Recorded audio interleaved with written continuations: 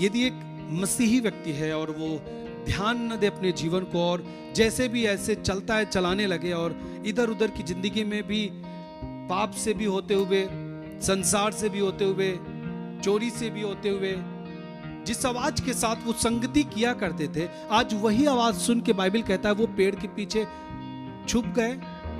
कितना भी बैरी आपके पीछे लगा रहे, कोई भी ताकत संसार की आपके पीछे लगी रहे, लेकिन जब आप परमेश्वर के रिश्ते में रहते हैं,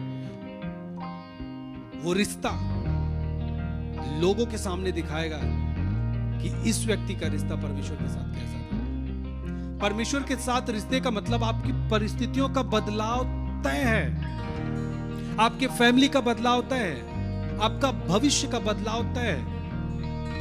आप कितना भी आप दुख में हो, परेशानी में हो, लेकिन जब आप परमेश्वर के साथ घनिष्ठता में जाते हैं, पहला यूहन्ना उसका 1 और 6, 1 जॉन 1:6 देखेंगे क्या लिखा वहां पे।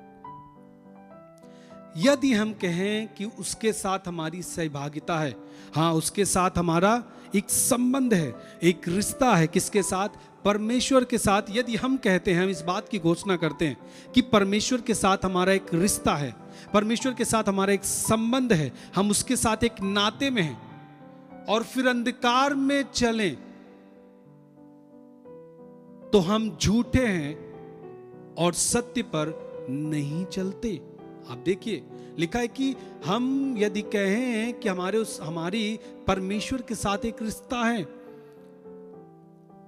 हम परमेश्वर के साथ संबंध में हैं, परंतु अंधकार में चले, इसका मतलब हम अपने कामों से नहीं दिखा पा रहे हैं कि हमारा रिश्ता परमेश्वर के साथ है। आज भी हम पाप में हैं, आज भी हम गलत वीडियोस में हैं, गंदी मूवीज को हम देखते हैं, दुनिया भर की जो चीजें हैं हम उसमें आज भी दिल लगा के रखे हैं। आपका रिश्ता परमेश्वर के साथ नहीं है, ऐसा यूहन्ना बताता है कि आप झूठे हैं। आज भी आप दारू नहीं पीते, आप जाते हैं किसी शादी विवाह में, आप नशा करते हैं, आज भी दारू पी लेते हैं, इसका मतलब अभी आप अपने परमेश्वर के साथ रिश्ते में नहीं है। आज भी आप गलत लोगों से बात करते हैं, गलत रिलेशनशिप है आपका, आप किसी लड़की का लड़के के साथ, लड़के का लड़की के साथ, आज भी एक गलत रिश्ता है। हम फोन में गलत चीजें बात करते हैं।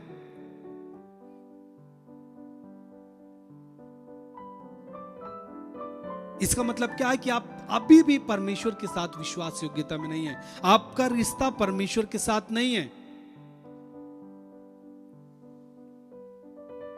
बाइबल कहता है जो ऐसा करता है वो आज भी अंधकार में है, वो सत्य पर नहीं चलता। इसका मतलब हमें हर दिन के जीवन में, हर कामों में परमेश्वर के साथ रिश्ते में आना होगा।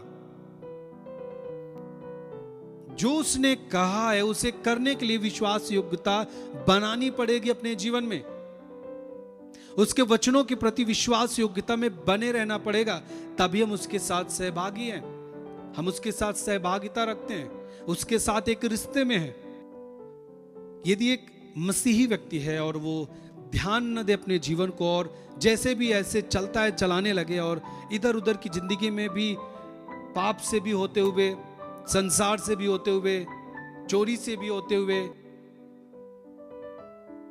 जो आपके सीनियर हैं उनके प्रति भी कड़वाहट रखते हुए, आप ऐसे ही जाके मसीह के साथ सहभागिता नहीं रख सकते, ये संभव है ही नहीं। आज लोग जब मसीह में आते उनके जीवन में बदलाव क्यों जरूरी है? आज लोग मसीह में आने पर वो नशे को क्यों छोड़ देते हैं? बहुत सारे लोग अपने जीवन को बदलाव में लेकर के आते हैं क्योंकि वो परमेश्वर के साथ एक रिश्ते को चाहते हैं, और वही व्यक्ति रिश्ते को ला सकता है। हालेलुया। हम पढ़ेंगे कुलुसियों उसका 1 अध्याय 21 और 22 पद। देखिए यहां पे लिखा है, तुम जो पहले निकाले हुए थे और बुरे कामों के कारण मन से बैरी थे, उसने अब उसकी शारीरिक देह में मृत्यु के द्वारा तुम्हारा भी मेल मिलाप कर लिया, ताकि तुम्हें अपने सम्मुख पवित्र और निष्कलंक और निर्दोष बनाकर उपस्थित करे। हालेलुया। 21 पद कहता है कि तुम जो पहले निकाले हुए थे, निकाले हुए का मतलब आप परमेश्वर की उपस्थिति से दूर किए हुए थे। जब आदम और हवा ने जो पाप किया, उस कारण से जब वो परमेश्वर की उपस्थिति से बाहर आए, वही हुआ निकाले हुए थे।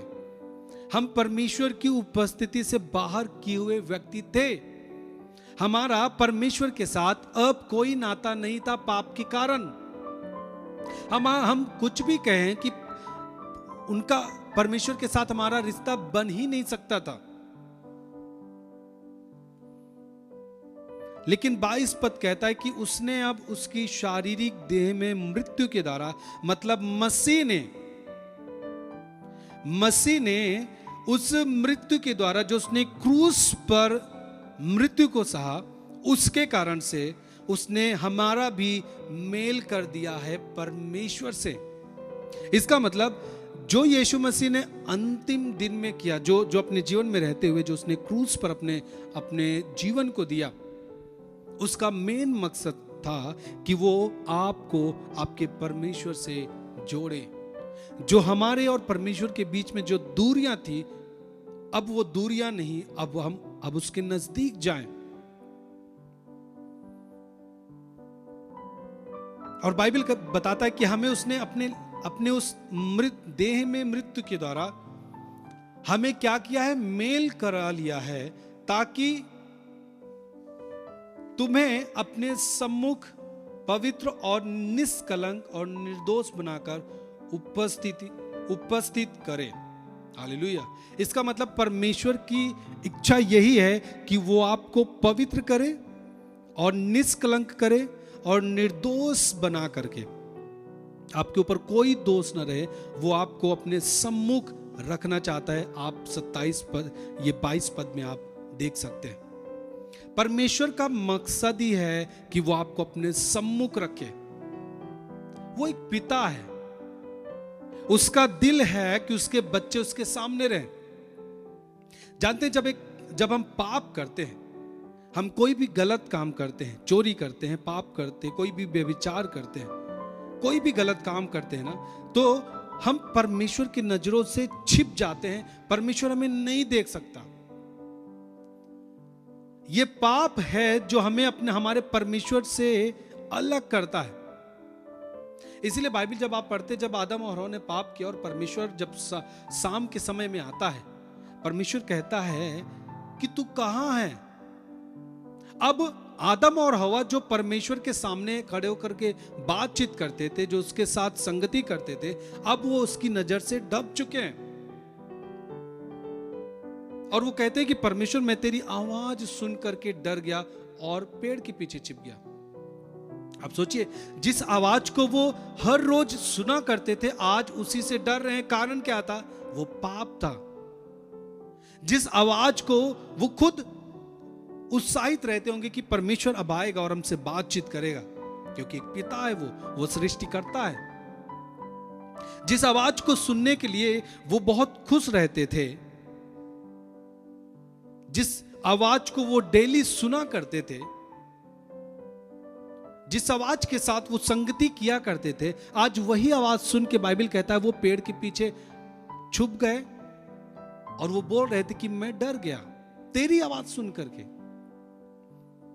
जिस आवाज के साथ वो संगति करते थे, उसी से वे आज डर गए। कारण क्या था? कि आदम और हवा ने पाप किया। इसलिए बाइबल कहता है, क्या तूने वही किया जो मैंने मना किया था? वो फल जो मैंने मना किया था, क्या तूने खाया है? क्योंकि उस समय वही था जिसके कारण से पाप आ सकता था, क्योंकि परमेश्वर ने मना किया था। पाप ऐसी चीज होती है कि आपके और परमेश्वर के बीच जो रिश्ता होता है उसको खत्म कर देता है। उसमें एक दीवार बन के खड़ा हो जाता है।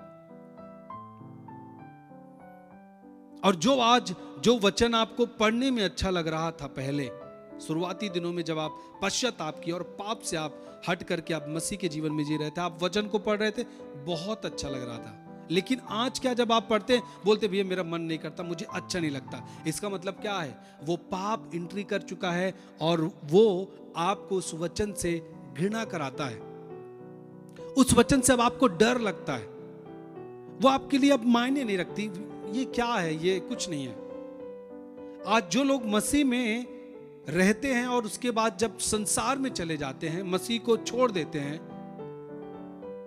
फिर उनसे आप कभी मिलेंगे तो उनको आपको नहीं लगेगा, आपको लगेगा ये कभी मसीह में आया नहीं था। वो ऐसे रिएक्ट करते हैं, ऐसे कामों को करते हैं।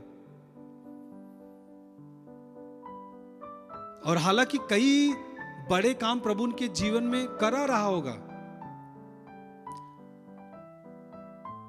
लेकिन वो मसीह से दूर आने के बाद वो चीजें जो मसीह में रहते हुए अच्छी लगती थी, वो अब खराब लगेगी। पवित्रता उनको अच्छा नहीं लगता। ये कारण क्या है? ये पाप एंट्री कर चुका है। आपने कहीं ना कहीं मौका दिया जहां वो पाप आपके बीच में आ गया और परमेश्वर से दूरी बना दिया। इसीलिए मैं आपको कह रहा हूं, परमेश्वर के साथ जो रिश्ता है वो हर दिन का होना चाहिए। आपके कामों में, आपके व्यवसाय में, आप कोई भी काम कर रहे हैं, विश्वास योग्यता दिखाइए कि परमेश्वर ने मुझे कहा है कि मैं चोरी नहीं करूंगा, मैं नहीं कर सकता। मेरे सामने कितना भी कुछ भी रहे, कितना भी धन रहे, परमेश्वर ने कहा है मैं व्यभिचार नहीं करूंगा। कितनी भी खूबसूरत लड़की आए, कुछ भी आए मेरे सामने, वो कितना भी मुझे प्रपोज करे, मैं कुछ नहीं कर सकता, क्योंकि मैं परमेश्वर के साथ संबंध में रहना चाहता हूं। मेरे परमेश्वर ने इसे मना किया है, मैं उसके प्रति विश्वास योग्य हूं। जैसे यूसुफ ने किया। लोगों की नजर में यूसुफ ने पाप किया है, लेकिन परमेश्वर की नजर में वो पाप नहीं किया था। कानून ने, जो वहां का कानून था, वो कानून ने उसे सजा सुनाया। कानून की निगाह में उसने गलत काम किया था, उसने व्यभिचार कर लिया। लेकिन आप बाइबल जब पढ़ते हैं कि यूसुफ उस व्यभिचार से भागा, वो परमेश्वर के नजर में विश्वास योग्य था।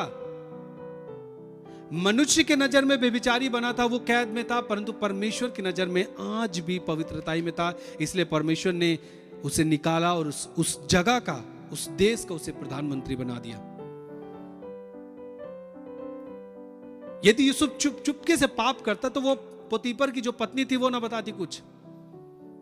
लेकिन यूसुफ का रिश्ता परमेश्वर के साथ ना रहता, वो जिस पद पे आया वो कभी ना आता और उसका परमेश्वर के साथ रिश्ता ना होता। यदि यूसुफ उसके साथ व्यभिचार कर जाता तो मनुष्य ना जान पाते, उसकी पत्नी और वो एक दूसरे में बात कर लेते और एक साथ रहते, कोई बाहर का ना जानता, बाहर रिश्ते खराब ना होते, लेकिन परमेश्वर के साथ रिश्ता खराब होता। यूसुफ परमेश्वर के साथ संगति करना चुना, उसके साथ अपने रिश्ते को बनाना चुना, इसलिए वो उस देश का प्रधानमंत्री बना। हालेलुया। आप कोई भी काम में हैं, आप जरूरी नहीं कि आप मिनिस्ट्री में हो तभी आप पवित्रताई में जिए, ऐसा कुछ नहीं है। मिनिस्ट्री तो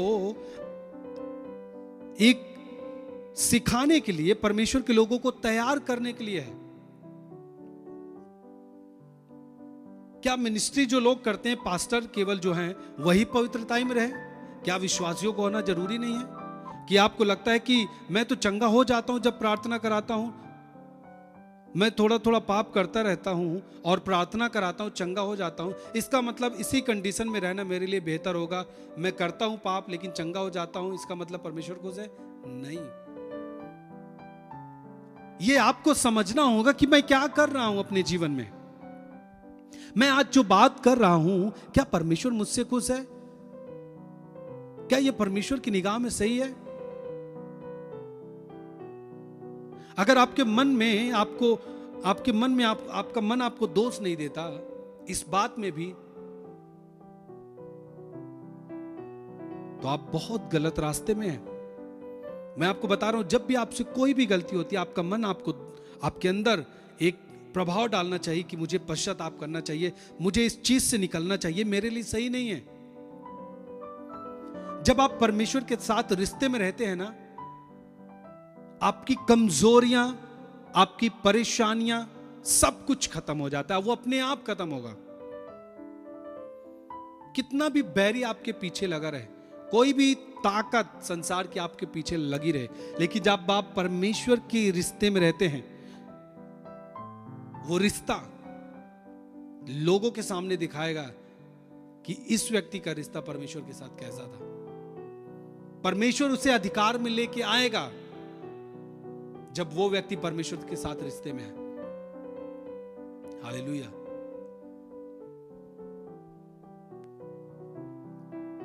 परमेश्वर के साथ रिश्ते में आना, हमारी परिस्थितियों का सुधार होना तय है। इसे कोई रोक नहीं सकता, कोई ताकत नहीं रोक सकता। परमेश्वर के साथ रिश्ते का मतलब आपकी परिस्थितियों का बदलाव तय है, आपके फैमिली का बदलाव तय है, आपका भविष्य का बदलाव तय है। आप कितना भी आप दुख में हो, परेशानी में हो, लेकिन जब आप परमेश्वर के साथ घनिष्ठता में जाते हैं, जो प्रॉब्लम थी वो भी खत्म होगी, जो आने वाली है उसमें भी परमेश्वर आपको उस विपत्ति के समय बचाएगा।